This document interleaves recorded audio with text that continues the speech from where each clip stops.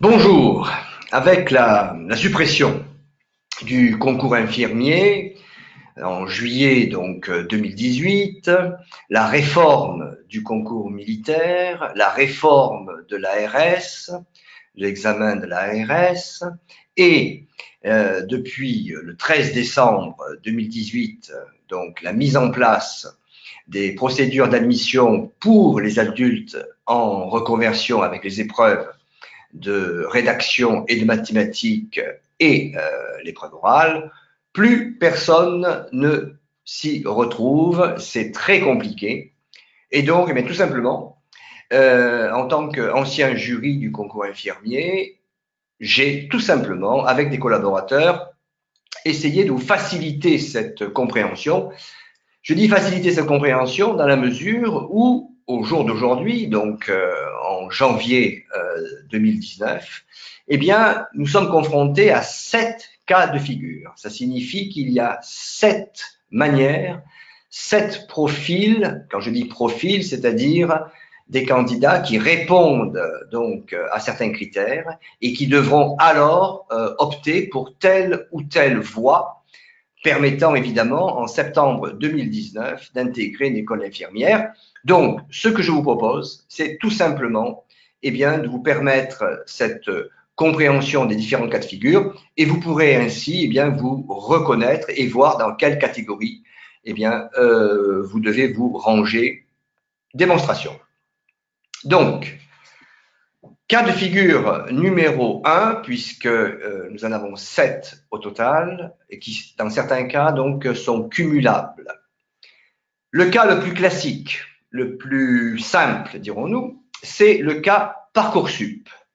Donc, vous pouvez vous inscrire sur Parcoursup si et seulement si vous êtes titulaire d'un baccalauréat ou d'un diplôme niveau 4, ou si vous êtes en train de passer le bac, en d'autres termes, c'est ce qu'on appelle les néo-bacheliers.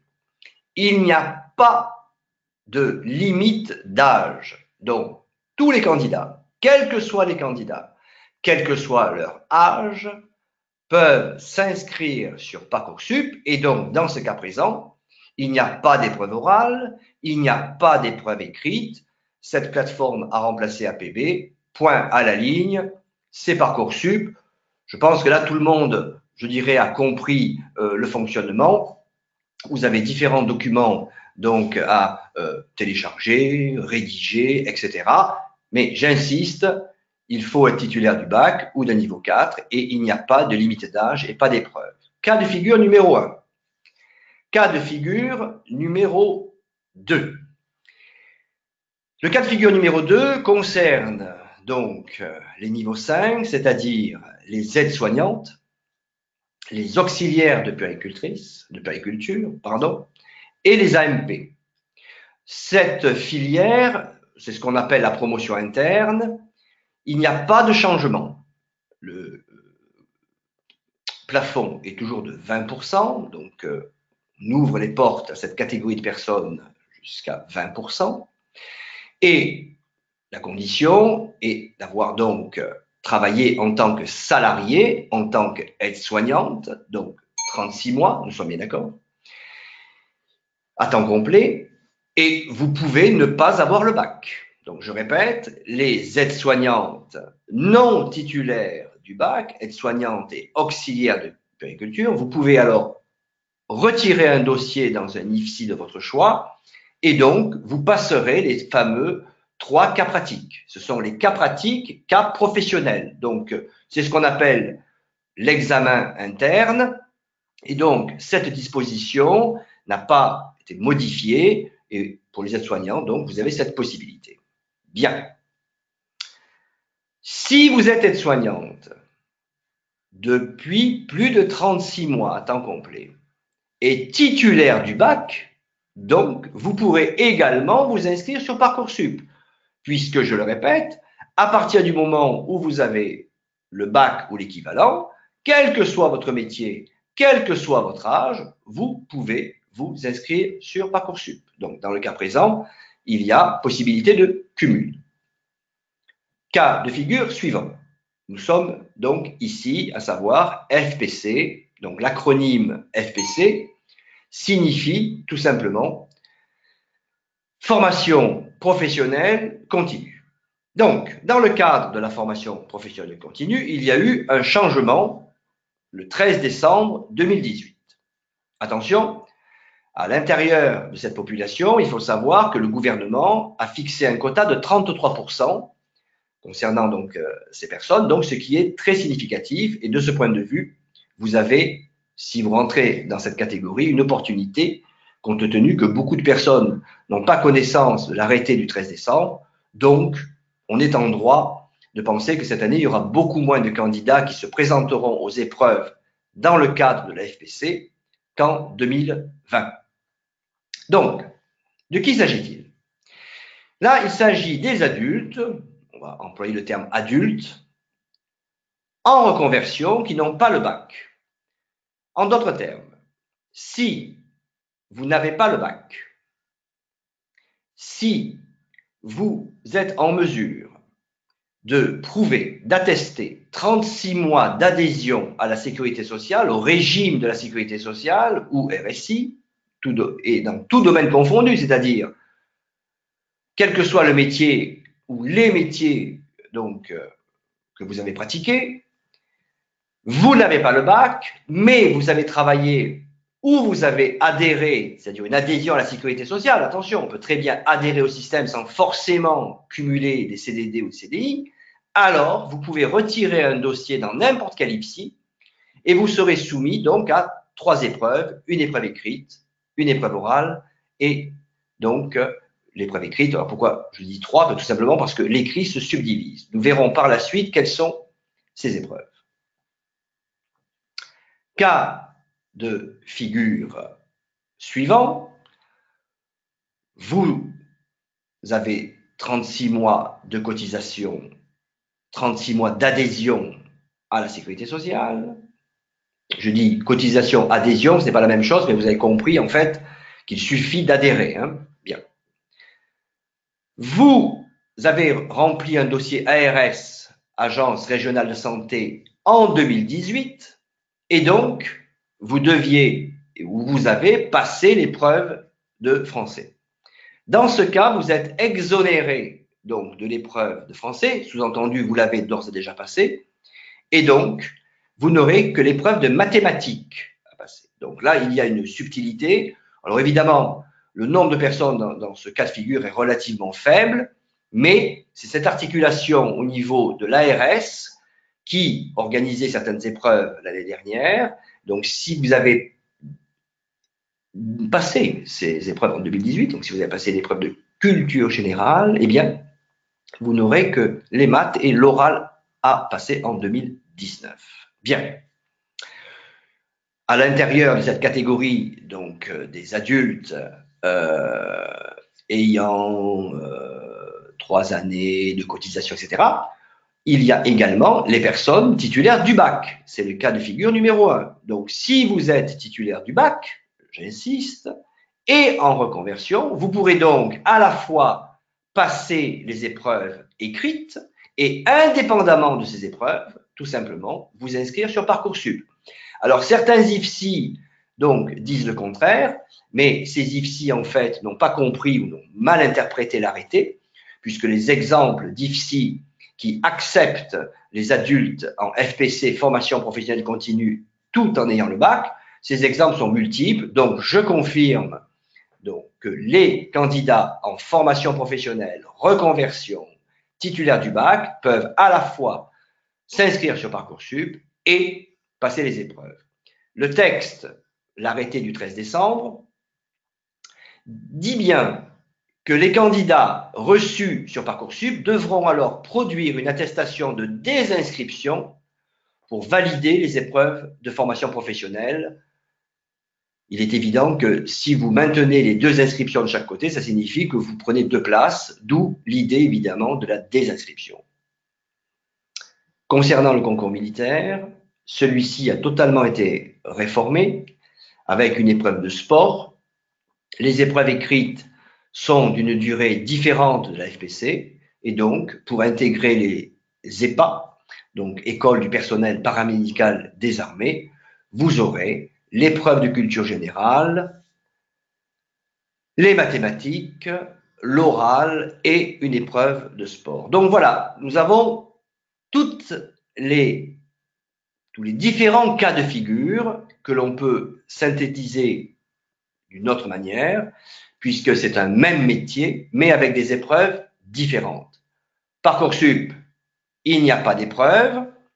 Vous pouvez vous inscrire à partir du 22 janvier, clôture le 14 mars, confirmation des vœux. Nous verrons par la suite comment s'articulent les vœux et les sous-vœux. 3 avril, il faut évidemment être bachelier ou être inscrit au baccalauréat, c'est-à-dire passer le bac en 2019. Numéro 2, les aides-soignantes et les auxiliaires de puéricultrices, avec 3 années d'expérience, vous passez les 3 cas pratiques.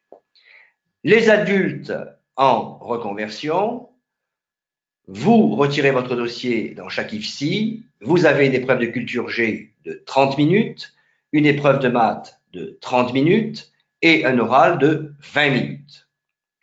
Les personnes adultes en reconversion professionnelle, donc sans le baccalauréat, mais ayant passé l'épreuve de l'ARS et ayant l'attestation, vous n'avez que l'épreuve de mathématiques et l'oral.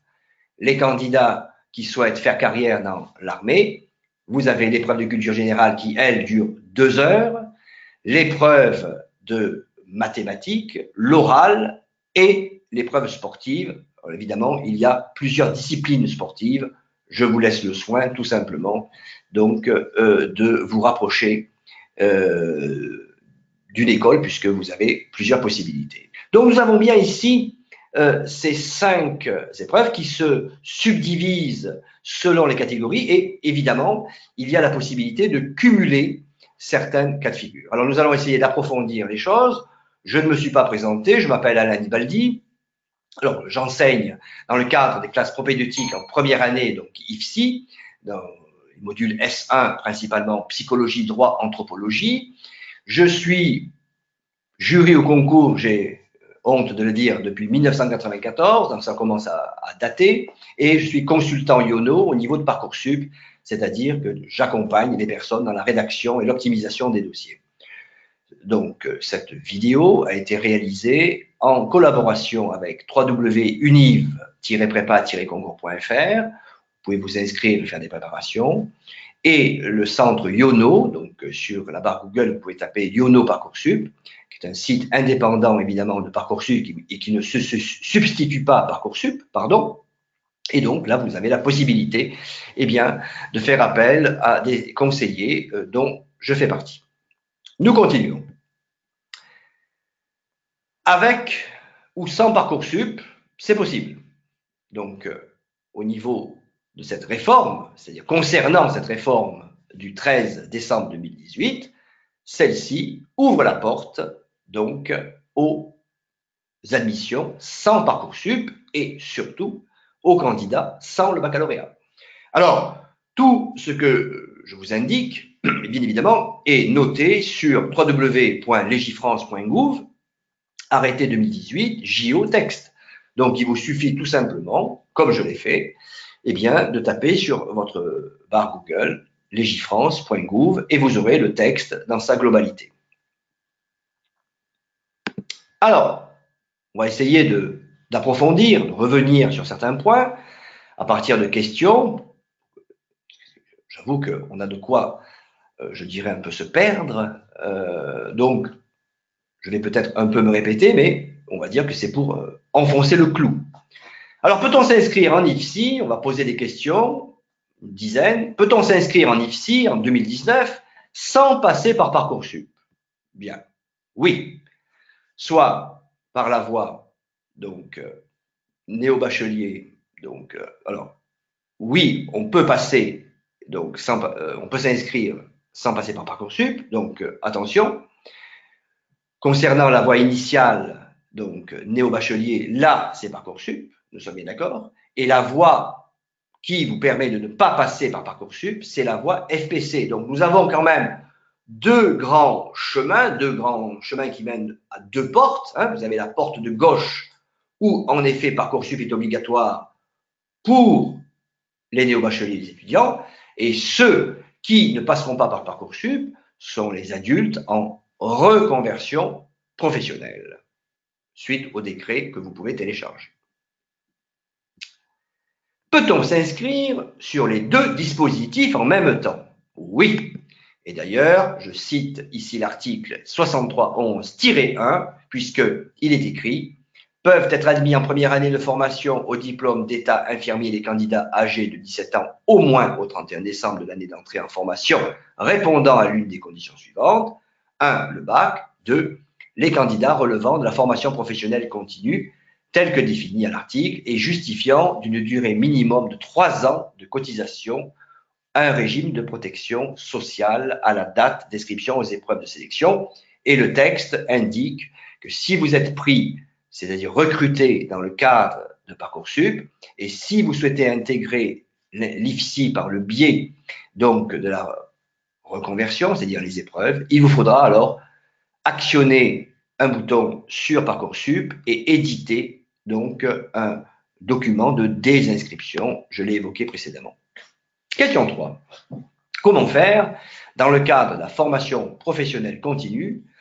Comment faire pour ces candidats en reconversion? Donc, je le répète, vous vous identifiez auprès des IFSI de votre choix et évidemment, vous préparez les épreuves. Donc, l'épreuve de rédaction et la sous-épreuve de calcul simplifié. Alors, évidemment, vous posez la question, mais qu'est-ce que les calculs simplifiés? Les calculs simplifiés, il s'agit des 4 opérateurs, des pourcentages, la règle de 3, les calculs de débit. En fait, c'est très simple. Le législateur a voulu tout simplement vérifier si, en tant que futur infirmier, infirmière, vous serez capable de faire les calculs de dosage. Alors, je suis désolé, une infirmière, elle ne réalise pas tous les jours des équations du second degré, des suites numériques, pas du tout. L'outil mathématique qu'elle utilise journalièrement, c'est ni plus ni moins que le calcul de débit de dosage. Donc, c'est la raison pour laquelle on veut vérifier en 30 minutes que vous soyez capable de réaliser ces calculs. Au niveau de la rédaction, évidemment, il y a plusieurs types donc de sujets, soit les questions directes personnelles, soit les questions directes courtes impersonnelles, où on va vous demander donc de réfléchir à partir de certaines problématiques telles que le dévouement, la laïcité. Tout cela, donc, nous l'examinons à partir de IONO Parcoursup. Attention, il faut bien ici souligner que l'épreuve ne dure qu'une demi-heure. Je répète, une demi-heure. Donc, entre le moment où vous prenez connaissance du sujet, le moment où vous contrôlez l'orthographe, vous relisez, ça signifie qu'il y a 5-10 minutes. Donc, en d'autres termes, vous allez rédiger un document en 15-20 minutes. En d'autres termes, il s'agit d'une épreuve de rédaction où on va vérifier l'orthographe, la syntaxe, la grammaire. Pourquoi cette épreuve? Eh bien, tout simplement parce qu'on en revient, si vous voulez, au métier d'infirmier. Une infirmière rédige des transmissions et on veut tout simplement on veut tout simplement vérifier eh bien, que vous serez capable de rédiger ces transmissions. Je continue. Attention, il est dit au niveau, il est écrit au niveau de l'arrêté qu'il s'agit d'une épreuve écrite comprenant une sous-épreuve de rédaction et ou de réponse à des questions dans le domaine du sanitaire. Vous voyez? Donc, il faut être très vigilant par rapport au et ou. C'est une subtilité, mais il est évident que le critère premier dans le cadre de cette épreuve, ça reste l'expression, rédaction, orthographe, syntaxe. Nous continuons. Quels sont les critères de Parcoursup? En analysant les parutions officielles, en discutant avec le personnel que l'on peut joindre à l'intérieur de Parcoursup, en lisant tout ce qui a été publié, qu'il s'agit du Point, du Monde, Nouvel Observateur, etc., c'est vrai que beaucoup de journalistes, beaucoup de spécialistes ont on va dire, commenter, voire critiquer Parcoursup, etc. Si on fait la synthèse de toutes ces parutions, force est de constater qu'il y a grosso modo une dizaine de critères. Il est indiqué dans les textes qu'il y a un quota de boursiers. Donc, premier critère, boursier, pas boursier. Évidemment, comment vous avez obtenu le bac? Certains lycées font un classement. Évidemment, dans la phase ultime, vous avez le résultat et une mention. Donc, vos résultats depuis la classe de première sont bien évidemment importants. Je parle des néo-bacheliers, je ne parle pas des reconversions, bien évidemment. Vous avez un document qui est la fiche à venir, qui est rédigé uniquement pour les néo-bacheliers par donc, votre conseil de classe. Et cette fiche est remplacée par la fiche d'orientation pour les réorientations universitaires. Et évidemment, c'est le document pour les réorientations universitaires qui est finalement le plus important. Nous vous le fournissons sur Yono IFSI, puisqu'on a la possibilité, évidemment, de vous faire passer un bilan d'orientation. Et c'est ce document que vous allez annexer. Critères géographiques, puisque là encore, le choix de votre IFSI quant à la proximité avec celui-ci est déterminant. Et donc, c'est réciproque lorsque vous choisissez un IFSI loin de chez vous et vice-versa. En ce qui concerne le nombre de stages, oui, c'est un facteur, mais attention, c'est un facteur, je dirais, de second plan, puisque le facteur principal, ça reste, qu'on le veuille ou non, la décision de la fiche à venir et la décision donc du psychologue et ou de l'orientateur dans le cadre donc de la fiche 20, plus particulièrement dans le cas des réorientations universitaires, c'est-à-dire les candidats qui ont eu leur bac l'année dernière et qui n'ont pas de fiche à venir. Évidemment, je m'appuie pour le dernier critère prépa, donc ici, sur la déclaration de la ministre Agnès Buzyn, puisque si vous avez fait une prépa, c'est-à-dire si vous avez anticipé les cours de première année, avec un des deux partenaires que j'ai indiqué précédemment, donc UNIF Prépa Concours, vous avez la possibilité en direct et en MP4 de commencer les cours avant la rentrée dans les matières socio, psycho, anthropo, droit, cours de première année. Et bien évidemment, on vous donne une attestation qui valorise votre dossier. Alors, ça le valorise, si vous voulez, à hauteur de 10 points. Donc, évidemment, c'est, je dirais, un outil, c'est un avantage, ce n'est pas obligatoire, mais de ce point de vue-là, il ne s'agit pas de faire une prépa pour une prépa, parce que ça n'a pas de sens. Il s'agit tout simplement d'anticiper les cours de première année. Cette attestation a un poids, et évidemment, nous utilisons ici le terme d'année propédeutique, puisque le sens de propédeutique signifie un enseignement qui prépare à un autre enseignement.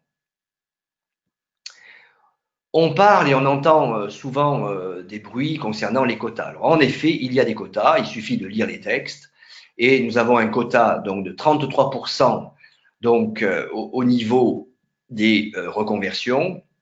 Donc, grosso modo, si on résume pour être bref, on a bien 33% de néo-bacheliers, 33% de reconversion professionnelle et 33% de réorientation. Alors attention, dans les réorientations, il y a également les PACES.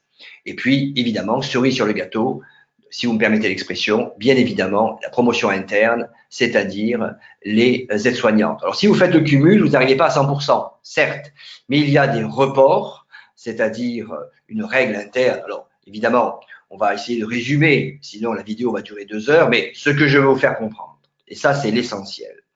Si vous êtes un étudiant en réorientation ayant fait 2 années de philo, psycho, musique ou je ne sais pas quoi, votre dossier ne sera pas comparé au néo-bachelier, c'est-à-dire avec un jeune de bac ST2S, premier de la classe. Donc, chaque compartiment permet, si vous voulez, j'emploie le terme de compartiment, vous pouvez utiliser le terme de case, mais ce que je veux dire, il y a donc un classement à l'intérieur de ces 3 familles. Et évidemment, idem pour les aides-soignantes qui passent l'examen interne. Allez, nous continuons. Les aides-soignantes et les auxiliaires de périculture peuvent-elles intégrer un IFSI sans le bac? Oui. Rien ne change, vous serez donc confronté aux 3 situations professionnelles. Peut-on s'inscrire en IFSI sans avoir le bac? Oui, par le biais de la formation professionnelle continue. Et attention, attention, deux cas de figure, soit vous étiez inscrite, vous avez l'attestation ARS l'année dernière, soit vous ne l'avez pas, vous avez compris que si vous avez l'attestation, vous aurez uniquement l'épreuve de mathématiques à passer. Alors, concernant, si vous voulez, les recrutements des candidats adultes avec ou sans bac en reconversion, suite donc à l'arrêté du 13 décembre, le quota dédié est de 33%. Et là, nous avons bien, si vous voulez, je ne sais pas si c'est assez lisible, je m'en excuse, on n'a pas pu faire autrement. Donc, nous avons ici les personnes avec expérience professionnelle de 3 ans dans tout domaine confondu, soit 1, vous avez l'attestation de l'ARS, soit vous n'avez pas le bac et vous n'avez pas l'attestation, donc là vous avez l'attestation, là vous n'avez pas l'attestation, soit vous êtes aide-soignante auxiliaire de plus de 3 ans d'expérience. Donc ces trois populations n'ont pas le bac et ces trois populations peuvent intégrer donc l'IFSI sans le baccalauréat et les épreuves ne sont pas les mêmes, mais je les ai vues précédemment, donc je ne vais pas les répéter. Dans le cadre des adultes en reconversion FPC, voilà les pièces que vous devrez fournir. J'ai tout simplement recopié l'arrêté du 13 décembre. Attention, je n'invente rien. Donc voilà les pièces, des pièces relativement classiques. Et je vous laisse le soin d'appuyer sur, je dirais, pause si vous souhaitez bien lire dans le détail. Alors je suis désolé, cette vidéo est assez lourde et assez longue, mais elle prétend vraiment mettre tout à plat une bonne fois pour toutes. Alors évidemment, notre téléphone n'arrête pas de sonner puisque les personnes sont un peu perdues et on essaye avec cet outil de véritablement répondre à toutes vos questions puisque tous les profils normalement sont décrits avec tous les cas de figure. Allez, nous continuons. Comment augmenter vos chances pour être admis sur Parcoursup et ou sous le statut FPC? C'est possible. Je citais Agnès Buzyn, donc la déclaration de Caen le 5 juillet 2018. Elle a déclaré « L'analyse des dossiers de candidature sur Parcoursup prendra positivement en compte les compétences acquises. » Donc, ça signifie le nombre de stages. Dans le cadre du site Unif Prépa Concours, vous pouvez télécharger les conventions et faire autant de stages que vous le voulez.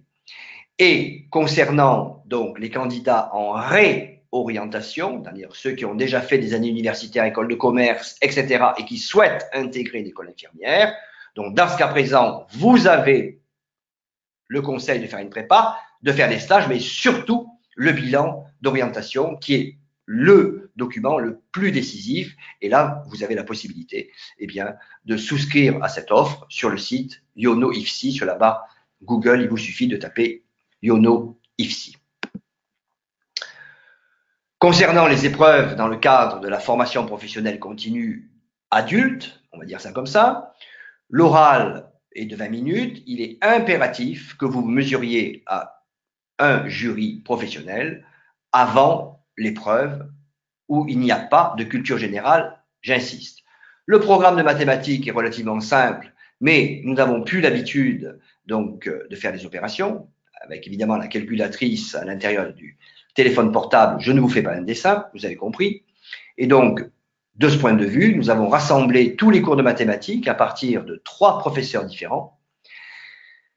Ces cours sont en streaming, vous pouvez donc les lire, les voir, les revoir, avec plus de 100 exercices corrigés, avec tous les cas de figure, que vous pouvez télécharger. Donc c'est une prépa clé en main sur Yono IFSI.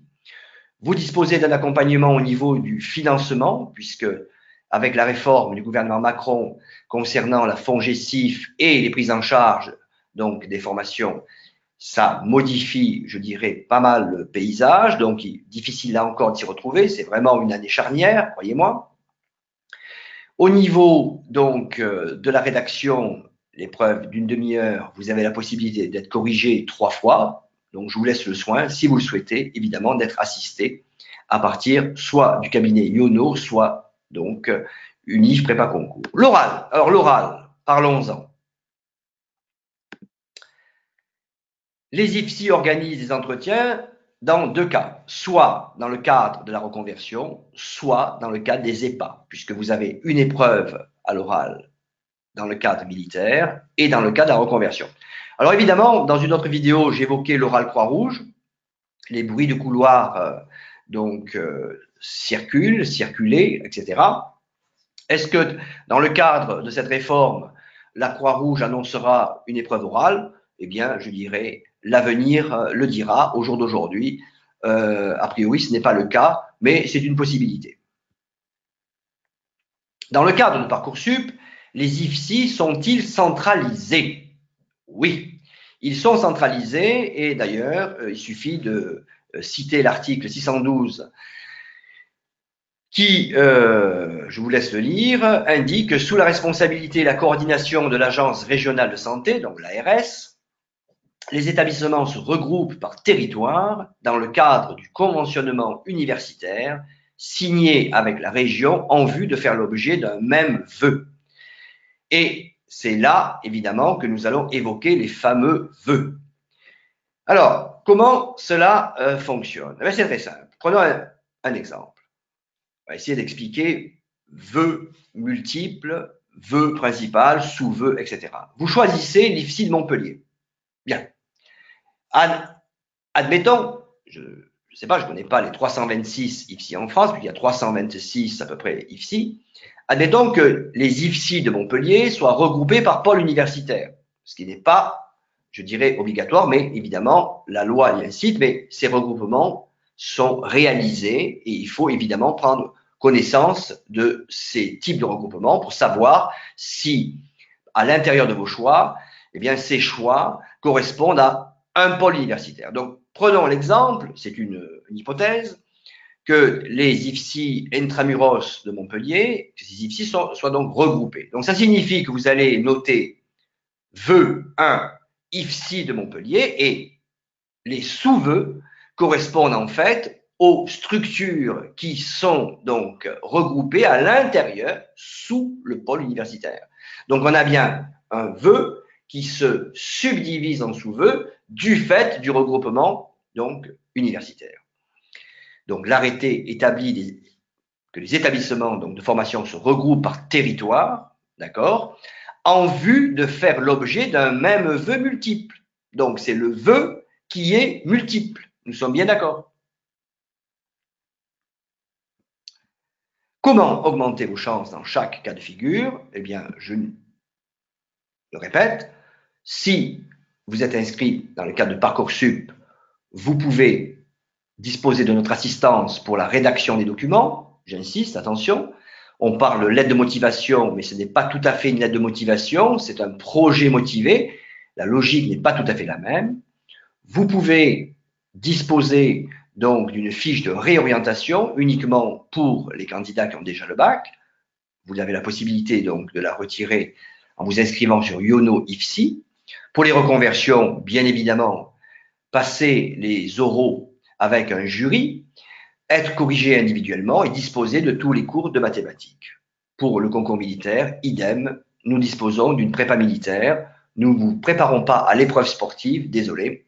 Vous irez faire les tours de stade tout seul, mais l'oral, les écrits avec des durées qui sont différentes, nous vous préparons à toutes ces épreuves. Si vous souhaitez me poser des questions et assister à cette même conférence, mais en direct, vous avez la possibilité, eh bien, tout simplement, de taper sur la barre Google Yono IFSI et vous aurez un onglet visioconférence en direct et vous pourrez alors suivre cette même vidéo, mais en direct, interagir, poser vos questions. Ces visioconférences sont gratuites et se déroulent majoritairement les lundis. Il vous suffit tout simplement de prendre connaissance donc du calendrier à partir donc du site Yono IFSI. Il vous suffit tout simplement de taper sur la barre Google soit Yono IFSI, soit Yono Parcoursup et vous aurez donc l'indexation permettant évidemment de rejoindre ce site. Voilà. Bien écoutez, j'espère aujourd'hui vous y voyez plus clair. Il est vrai que il y a de quoi s'y perdre, je l'avoue, puisque il y a bien 7 cas de figure, les cas de figure que nous avons vu précédemment, que je reprends ici à partir de cette diapo. Donc, les 3 grands axes, soit Parcoursup, soit vous êtes aide-soignante et vous avez 2 solutions, soit vous êtes adulte en attestant 3 années de cotisation Sécu, soit vous souhaitez devenir militaire, mais attention, à partir de ces cas de figure, il y a plusieurs subdivisions. Voilà, je les ai exposées et à vous maintenant d'opter pour telle solution, voire cumuler certains cas de figure. Eh bien écoutez, je vous remercie et je vous dis à bientôt sur l'un des 2 sites, YONO IPSI ou Univ Prépa Concours. Bon courage à vous.